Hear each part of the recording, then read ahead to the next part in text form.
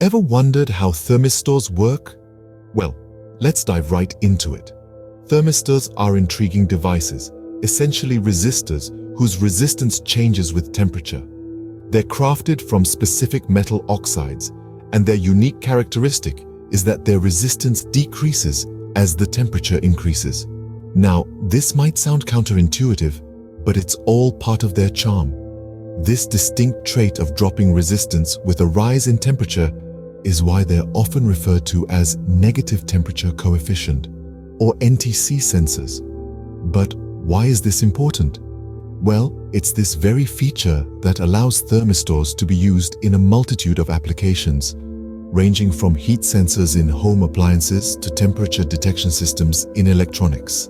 So, in simple terms, a thermistor is a type of resistor whose resistance changes significantly with temperature. A fascinating little device, don't you think? Now, you might be wondering, where do we use these thermistors? Well, to answer that, let's first look at their limitations. Thermistors, particularly those of the negative temperature coefficient or NTC type, exhibit a pronounced nonlinearity. This means that their resistance changes exponentially with temperature, limiting their useful temperature span to about 100 degrees Celsius. For applications requiring a broader temperature range, this can be a drawback.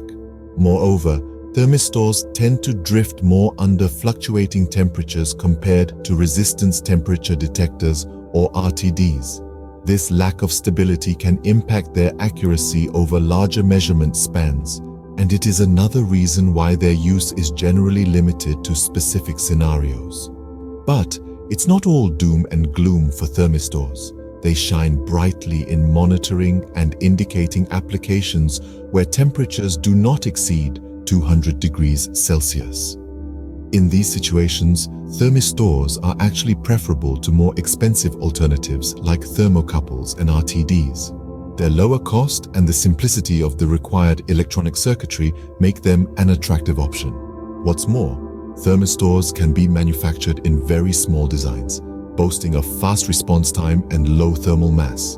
This makes them ideal for applications where quick, accurate temperature readings are needed in a compact form factor. So, while thermistors may have their limitations, they certainly have their place. They find their niche in specific applications where their cost-effectiveness and simplicity outweigh their drawbacks. Despite their limitations, thermistors find their niche in specific applications due to their cost-effectiveness and simplicity. But how do we connect these thermistors? It's a valid question, and the answer is quite straightforward. The resistance of thermistors is typically much greater than any lead resistance. We're talking about several orders of magnitude here. And what does this mean? It simply means that the lead resistance becomes negligible, almost insignificant in the grand scheme of things. So, how does this influence our wiring?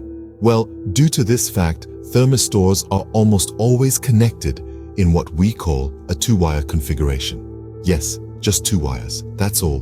No complex circuits or extra wires to worry about. It's just as simple as it sounds.